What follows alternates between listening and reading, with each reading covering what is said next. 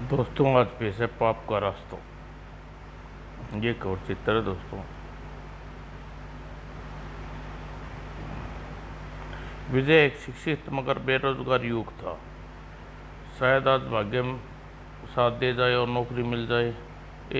कहाँ जाता है? मुझे इस दफ्तर के मालिक से मिलना है। वो लिए देख अपना मालिक तुझ जैसे उठाई गिरे से मिलना पसंद नहीं करते। तुम चौकीदार हो भाई, कम से कम तुम तो सेठों जैसी बात ना करो। मैं चौकीदार हूँ तो क्या कहीं लाड साहब लग तू क्या कहीं का लाड साहब लग रहा है? चल फुट यहाँ से। इससे अधिक अपमान सहना उसके बस की बात नहीं थी, इसलिए वे वहाँ से चला दी। इस दुनिया में जब गरीब ही दुख नहीं समझेगा तो फिर धनवानों की बात क्या है? और अन्य दफ्तर में बेरोजगारों तो क्या मैंने अपनी धर्मशाला खोल रखी है, भगो यहाँ से। तीसरी जगह तो इसे बुरा हाल हुआ। आह, यहाँ तो नौकरी जरा सूरत देख अपनी शक्ल से ही चोर लगता है। पिछले 1 महीने से रोज इसी तरह धक्के गलियों के खा रहा हूँ। नौकरी ढूंढते ढूंढते मेरे जूते घिस गए और 2 दिन से मैंने कुछ खाया भी नहीं है। अब भूख बर्दाश्त नहीं होती, भगवान क्या करूँ। श्याम को उसकी मुलाकात लता से नौकरी मिली। नहीं लता, आज मुझे विश्वास हो गया है संसार में शराफत नाम की कोई चीज़ नहीं उठ गई है। अब इस दुनिया में इंसान इंसान से हमदर्दी नहीं रही। मैं तुम्हारी दोस्त हूँ विजय, तुम्हारा दुख अच्छी तरह समझती हूँ, लेकिन तुम्हारी हिम्मत जल्दी हिम्मत नहीं आनी चाहिए। कोशिश करते रहो, तुम्हें नौकरी ज़रूर मिल जाएगी। मैं थका हूँ नहीं हूँ लता, और न ही मैंने हिम्मत हारी है, लेकिन मुझे लोगों की गालियाँ सहन नहीं होती और अब मुझसे भूख सहन नहीं होती। 2-4 दिन मुझे पैसे कमाने के लिए कोई साधन न मिला तो मैं भूख से मर जाऊंगा। ऐसा ना कहो, खर्चे के लिए कुछ रुपए तुम्हें मुझसे मिल ले सकते हो। तुम्हारे मुझ पर पहले ही बहुत उपकार है और लज्जित न करो। मैं तुमसे रुपए नहीं लूँगा, कहकर वह उठ खड़ा हुआ। कहाँ जा रहे हो? जरा किस्मत जहाँ किस्मत ले जाएगी, लेकिन मैं अपना अपमान जीवन नहीं जीना चाहता। मैं जा रहा हूँ लता, अब तुम्हारी कभी लौट कर नहीं आऊँगा, किसी योग्य बन जाऊँगा। सुनो विजय, रुक जाओ। लेकिन उसने लता की पुकार न सुनी और आगे बढ़ता चला गया। उस रात उसकी मुलाकात पुराने मित्र मोहन से हुई। मैंने तुम्हें पहले ही कहा था विजय, तुम्हें नौकरी नहीं मिलेगी। अब भी समय है, मेरी बात मान लो। तुम्हें पैसा कमाने का आसान रास्ता बता सकता हूँ, यानी वही पाप का रास्ता। यह पाप और पुण्य की बातें भूल जा। याद रख, सबसे बड़ा पाप भूख सहना है, खुद को कष्ट पहचाना है, माँ पाप है। अपनी शक्ति और बुद्धि का इस्तेमाल करके पैसा कमाना पाप नहीं होता मूर्ख। आज तुम मुझे बातें आज मुझे तेरी बातें अच्छी लग रही है यार, यानी इसका अर्थ है तू रास्ते पर आ गया। अब मैं तुझे पैसे कमाने का आसान तरीका बताता हूँ। फिर मोहन ने जो कुछ कहा विजय उसे ध्यानपूर्वक सुनता रहा। अगले शाम विजय बाजार में घूम रहा था। उसकी जेब में मोहन द्वारा दी रामपुरी चाकू मौजूद था। मोहन ने मुझे कहा था कि दूसरे जेब में माल मांगने से कोई नहीं मिलता, बल्कि सीने से मिलता है। कुछ देर बाद उसने एक नए शिकार को तड़ लिया। काफ़ी रकम है बूढ़े के पास। उसके शिकार उसने शिकार के बटुआ बंद करके जेब में रखा। यह बटुआ कुछ देर बाद मेरी जेब में होगा। वह किसी दक्ष अपराधी की तरह अपने शिकार के पीछे लग गया। मौका मिलते ही हमला कर दूंगा। कुछ देर बाद एक सुनसान गली में अगर आवाज़ निकाली तो आंतड़ियाँ बाहर होगी। बूढ़े, जल्दी माल निकाल। मुझे मत लूटो, मैं गरीब आदमी हूँ। गरीब तो मैं भी हूँ, लेकिन मेरी जेब नोटों से भरा हुआ बटुआ नहीं है, इसलिए मुझे तेरा बटुआ चाहिए। वह पैसे नहीं, मैं नहीं, किसी और के है। विजय ने फुर्ती से उसकी जेब में हाथ डाला और बटुआ निकाल लिया। और वह किसी और मैं हूँ, हे भगवान, नहीं। और अब विजय ने बटुआ अपनी जेब में डाला। बूढ़ा जैसे पागल उठा। मैं तुझे बटुआ नहीं ले जाने दूंगा। अभी मरेगा क्या? अगले ही पल बूढ़े का गुस्सा नाक पर पड़ा। आह, विजय को चोट के कारण तिलमिला उठा और फिर हाय मार रहा, आह बचाओ। नीचे गिरते ही बूढ़ा चिल्लाना शुरू कर दिया, अबे चुप हो जा वरना गला दबा दूंगा, गुर्र। और बूढ़ा समय को छुड़ाने के लिए संघर्ष करता रहा। विजय ने उसके मुंह पर दबाव बढ़ाता चला गया। कुछ देर में अचानक उसके शरीर निष्क्रिय हो गया। हाय, यह हिल नहीं कर रहा। अगले ही पल उस भयानक वास्तविकता खुली। ओह, यह तो मर गया, मैंने इसे मार दिया। कातिल, पुलिस और फांसी। और वह तेजी से भागा। मोहन के कमरे में लगभग दरवाज़ा तोड़कर घुसा। वह आंधी तूफान का और बिजली बने हुए। ओ भाई, लाश, खून। क्या कह रहे हो मियाँ? कहाँ खून? किसकी लाश? मेरे हाथों में खून हो गया मोहन। खून? ओ, यह क्या किसी ने तुम्हें खून करते देखा? नहीं, किसी ने नहीं देखा। तो इतना डरे हुए क्यों हो भोले बादशाह? लो, पी जाओ और बताओ माल कितना उड़ा कर लाए हो। यह तो शराब है। हाँ, इसे पीकर दिल का दिमाग दोनों खुल जाते हैं। भय इंसान के पास नहीं फटकता और अकल पहले से दुगनी हो जाती है। पी जाओ शराब। Cut cut cut cut. थू, कड़वी है, जरूर होगी, लेकिन जब अपमान से आसमान से कम जितना स्वाद तुम्हें वर्षों में चखने इसका स्वाद तुम्हें चखने में आ रही हो। यह तुमने बिल्कुल ठीक कहा मोहन भाई। अपमान का स्वाद बहुत कड़वा होता है। अब उस कड़वाहट को भूल जाओ और यह बताओ तुम क्या कारनामा देकर आई हो। विजय ने उसे पूरी घटना विस्तार से बताई। यह तो पहले ही दिन महारथियों का काम है कर दिखाया मित्र। तरक्की करोगे, आओ चल कर अब हत्या की बात भूल जाओ। आज पहली बार तुमने कमाई की है, चल कर जश्न मनाते हैं। मुझे डर लग रहा है मोहन भाई, हत्या के आरा अपराध में फांसी हो सकती है। बिल्कुल, तुम बिल्कुल पोंगा पंडित हो। फांसी तब होगी जब पकड़े जाओगे। तब तुमने हत्या करते किसी ने देखा नहीं तो पकड़े जाने का सवाल ही पैदा नहीं होता। तब भूल जाओ और उठकर मेरे साथ चलो। कुछ देर बाद दोनों एक घटिया शराब खाने में बैठे थे। आज मैं बहुत खुश हूँ, इसलिए आज पूरी 2 बोतल शराब पीऊँगा, चाहे जितनी पियो। बहुत माल अपने पास। शराब खाने का मालिक उसके पास आया। तुम दोनों इस टेबल खाली कर दो। क्यों? भोला उस्ताद आने वाले हैं, वह रोज इसी टेबल पर बैठते हैं। यह भोला उस्ताद क्या चीज़ है?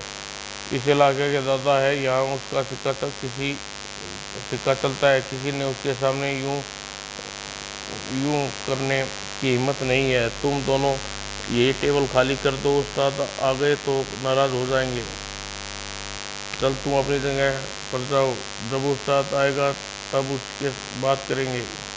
लेकिन ओए चुप कर, यहाँ से फुट जा। यहाँ से हम किसी उस्ताद को नहीं डरते। अपने पट्टा भी किसी से कम नहीं है। आने दे तेरे उस्ताद को। लगता है इन दोनों की मौत उस्ताद के हाथों लिखी है। ले शेर, एक गिलास और चढ़ा, फिर उस्ताद से निपटना होगा। कुछ देर बाद, ओए फकीरा, टेबल खाली क्यों नहीं है? मेरी कोई गलती नहीं है उस्ताद। वह दोनों छोकरे ज़बरदस्ती जमकर बैठ गए और कहते हैं कि हम उस्ताद से नहीं डरते। मौत आई है कि सालोगी? तैयार हो जा विजय। अगर उस्ताद से पीट लिया तो इस इलाके में तेरा राज हो जाएगा और तू यहाँ का दादा कहलाएगा। क्यों बे लोंडा, फकीरा से क्या तुमने? हमने तो आज किसी फकीरा की बात नहीं की लुंगी मास्टर। तुम किस फकीरा की बात कर रहे हो?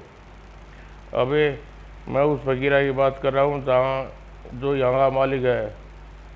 लेकिन जब तक हम बैठे हैं, यहाँ के मालिक हम हैं। तुम जाकर फकीरा से हमारे लिए एक बोतल लेकर आओ। तेरी तो मैं लेकिन विजय का वार खाली नहीं गया। फिर उस्ताद ने फुर्ती के साथ सीधा हुआ, काट कर फेंक दूँगा साले। और विजय ने कॉलेज के ज़माने से जूडो कराटे सीखा था। वह फुर्ती से स्प्रिंग की तरह खिलौने की तरह उछला। इसे संभलने का मौका नहीं देना चाहिए। शाबाश मेरे शेर। और विजय उस्ताद को दोबारा उठने का अवसर नहीं दिया। और अब उसने कुर्सी उठाकर मारनी चाहिए। ओ मोहन, रोक वरना यह मुझे मार डालेगा। बस बस विजय, बहुत हो गया, कुर्सी रख दो। मोहन ने कुर्सी उसके हाथ से खींचकर नीचे रख दी। उस्ताद खड़ा हुआ। मान गए भाई, ले हाथ मिला। मिला ले हाथ। उस्ताद अपने अपने ही आदमी हैं, तेरा टेस्ट ले रहे थे। क्या मतलब? अबे पहले हाथ तो मिला, बाद में समझा देंगे। और फिर उस्ताद दर्शकों की ओर घुमा। सब लोग अपनी अपनी जगह से उठ जाओ, यहाँ कोई लड़ाई नहीं, हमारा आपसी मामला है। लेकिन उस्ताद, मेरा नुकसान और मेज कुर्सी। अबे मरा क्यों जा रहा है? तेरा नुकसान हम पूरा कर देंगे। फटाफट एक अंग्रेजी बोतल लिया। यह सब क्या चक्कर है मोहन? कुछ देर बाद तीनों कुर्सी पर बैठे। अपने गिरोह में नए आदमी को शामिल करने से पहले उसका टेस्ट खुद लेकर देखा। बंदे में कितनी शक्ति है और फुर्ती है। मोहन ने तुम्हारी सिफारिश की थी और तुम्हें गिरोह में शामिल कर लिया जाए, लेकिन मैंने तुम्हें टेस्ट लिया। लेकिन यह टेस्ट मैंने काफ़ी महंगा पड़ा। उस्ताद विजय, तुम्हारा थोड़ा बिगाड़ दिया ही। अभी चुप ही। लड़ाई में मैं किसी एक से की तो पिटना ही होता है, लेकिन मुझे तुम्हारे गिरोह में रहकर क्या करना होता? चोरी, डाका, कभी कभी हत्या भी। उसी रात विजय बिस्तर पर सोने के लिए लेटा। क्या मैं ठीक रास्ते पर जा रहा हूँ? नहीं, यह गुनाह का रास्ता है। मेरी माँ कहा करती थी, गुनाह का दलदल अंतहीन होता है। एक बार फंस जाओ तो वापस निकल नहीं सकते। तभी उस भीतर उसके छुपा शैतान बोला, तू गुनाह या अपराध करता, उसमें कभी मेहनत करनी होती, और मेहनत करने से कमाया धन पाप का धन नहीं होता सकता। अगले दिन वह लता से मिला। नए कपड़े, घड़ी। क्या तुम्हारी नौकरी लग गई विजय? नौकरी तो नहीं, लेकिन मैंने पैसे कमाने का एक रास्ता ढूंढ लिया। कैसा रास्ता है विजय? पाप के रास्ते पर नहीं चल पड़े, यही कहना चाहती हो ना? हाँ, मैं यही पूछना चाहती हूँ। अगर मेरा जवाब हाँ है तो क्या तुम मुझसे संबंध तोड़ दोगी? नहीं, लेकिन अगर तुम गुनाह के रास्ते पर चल पड़े तो तुम्हारी दोस्त के शुभ चिंतक होंगे। लता, तुम्हें रोकना मेरा फर्ज है। मैंने तुम्हारे लिए एक नौकरी तलाश कर ली है। नौकरी? हाँ, मेरे दफ्तर में क्लर्क की जगह खाली है, तुम्हें मिल सकती है। 500 रुपये का वेतन मिलेगा। अब 500 रुपये की नौकरी की ज़रूरत नहीं है, रकम तो 1 घंटे में कमा सकता हूँ। मेहनत से कमाए गए 500 रुपये गुनाह करने कमाए लाखों रुपये से अच्छे होते हैं विजय। मेरी बात मान लो, यह नौकरी कर लो। सारी लता, जिस रास्ते पर चल पड़ा हूँ उसमें वापस नहीं आ सकता। मैंने क्लर्क नहीं बनना चाहता, धनवान बनना चाहता हूँ, खूब दौलत कमाना चाहता हूँ। मुझे तुमसे ऐसी उम्मीद नहीं थी विजय। तुम दुख पहुँचाना मुझे खेद है, लेकिन अगर तुम दो मेरी सच्ची मित्र हो तो प्लीज़ अब मुझे कभी रोकने की कोशिश न करना। जो कुछ कर रहा हूँ करने दे दो मुझे। इस वक्त विजय मेरी बात नहीं समझेगा, इसे थोड़ा समय देना चाहिए। अच्छा विजय, मैं तुम्हें नहीं रोक रही, लेकिन वादा करो कि आज से तुम जो भी काम करोगे मुझसे क्यों नहीं छुपाओगे। तुम्हारा हर एक काम जानना चाहती हूँ। ओके, मैं वादा करता हूँ आज के बाद जो भी करूँगा आकर तुम्हें बताया करूँगा। और उसी रात उस्ताद के कहने पर विजय ने एक मोहन से मिलकर एक ज्वेलरी की दुकान में चोरी करनी थी। जागते रहो, चौकीदार ठिकाने लगाना होगा, यह मुश्किल काम नहीं है। चौकीदार रामा ज्वेलर्स के सामने पहुंचा, तभी दोनों के निकट पहुंचे। सुनो, कौन? तेरा बाप। यह बेहोश हो गया है, तुम जल्दी से अपना काम दिखाओ। 2 मिनट में दुकान के ताले को खोल दूंगा। 2 मिनट बाद मोहन दुकान के ताले को उठा रहा था। विजय, चौकीदार को घसीट कर ले आओ। चौकीदार को घसीट कर उसने दुकान के अंदर डाल दिया और अंदर घुसकर शटर गिरा दिया। अब तुम लाइट जला दो, रोशनी बाहर नहीं जाएगी। विजय ने दुकान की लाइट जला दी और खाली शोरूम तो खाली है, माल तिजोरी में होगा। मोहन तिजोरी खोलने में जुट गया। इसे खोलने में कितना समय लगेगा? थोड़ी देर बाद क्लिक क्लिक खुल गई। ओह, इसमें तो सोने के कई जेवर है। जेवर ही नहीं, सारे चांदी के हैं। जो भी हो समेट लो, अब यहाँ ज़्यादा देर रुकना खतरा है। सोने के गहने सेठ घर ले जाता होगा। माल समेट कर बाहर निकल आए। जल्दी निकल चलो। और माल देखकर उस्ताद काफ़ी निराश हुआ। यह तो 20-25 हज़ार से ज़्यादा की नहीं है, हमें इसका दुख है। हमें यह समझ कर गए थे कि वहाँ सोने के जेवर मिलेंगे। अफसोस करने की ज़रूरत नहीं यारो, मेरे पास ऐसी स्कीम है जिसके जरिए हम एक बार में लाखों कमा लेंगे। कहीं डाका मारना है नहीं, चलती ट्रेन से एक ब्रिकेट चुराना है। यह काम विजय को करना होगा मुझे। हाँ विजय, मुंबई के मशहूर चोरी दीन किशोर लाखों के हीरे लेकर दिल्ली जा रहे हैं। परसों सुबह मुंबई से दिल्ली के लिए ट्रेन में सवार होंगे। कल शाम को तुम हवाई जहाज से मुंबई पहुंच जाओ और वहां से सेठ के साथ ट्रेन में सवार हो जाना। रास्ते में तुम्हें सेठ का ब्रीफकेस उड़ाना होगा। मेरा एक आदमी मुंबई में तुम्हारी सहायता करेगा, वह सेठ वाली ट्रेन में तुम्हें भी सीट दिला देगा। अगले दिन सुबह विजय लता की बेटी की, आज शाम मैं मुंबई जा रहा हूँ। क्यों? विजय ने उसे जाने का कारण बिल्कुल सच सच बता दिया। यह तो बहुत गलत रास्ते पर जा रहे हो विजय, प्लीज़ पाप किया यह रास्ता छोड़ दो। भगवान पापियों को कभी नहीं क्षमा नहीं करता। सुनो लता, मुझे तुम्हारे उपदेश अच्छे नहीं लगते। आज के बाद मैं अपने किसी काम के बारे में तुम्हें नहीं बताऊंगा। काश मैं तुम्हें किसी तरह समझा सकती। लता सचमुच विजय से के लिए चिंतित थी। उसी रात विजय मुंबई पहुंचा। उस्ताद ने कहा था उसका आदमी एयरपोर्ट पर मिल जाएगा और अगली सुबह वह मुंबई की ट्रेन में सवार हो गया था। सेठ नंद किशोर एयर कोच कूप नंबर 5 में। विजय, तुम अपना आधी रात के बाद करोगे तो ठीक रहेगा, क्योंकि सेठ आधी रात को गहरी नींद सोने की आदत है। और ट्रेन रवाना हुई। यात्रियों के बीच बातचीत करने के लिए मेरे लिए अच्छा नहीं। आधी रात को विजय अपने मिशन पर तैयार हो गया। यह तो सो कर रहे हैं। कोई आवाज़ किए बिना यह कूप से बाहर निकल आया। ट्रेन गति से दौड़ रही है। ट्रेन के सभी कंपार्टमेंट एक दूसरे से जुड़े हैं। एयर कंडीशन कोच 4 कंपार्टमेंट को छोड़कर है। कुछ देर बाद लग्जरी कोच सामने पहुंचा। खर्र, यह कोच का असिस्टेंट मजे से सो रहा है। वह दबे कदमों से असिस्टेंट के निकट से गुजरा। यहाँ तक आते हुए मुझे किसी ने नहीं देखा। तभी ट्रेन तो दौड़ती रही, इसलिए झटके लगते रहे। विजय कॉरिडोर की छत में लगे एक हुक पकड़कर आगे बढ़ता रहा। फिर 5 मिनट बाद कूप नंबर 5 के सामने जाकर रुका। सेठ दिन किशोर इसी कूप में है। उसने दरवाजे का हैंडल पर रखा। लॉक्ड है। उस्ताद के आदमी कूपों के दरवाजे की मास्टर कापी उपलब्ध करा दी थी। अभी खुल जाएगा। चाबी घुमाते ही लॉक खुल गया और कूप के भीतर अंधेरा था। और जेब में टाट 35 चाल जलाई। ब्रीफकेस इसने अपने सिर के नीचे रखा हुआ है।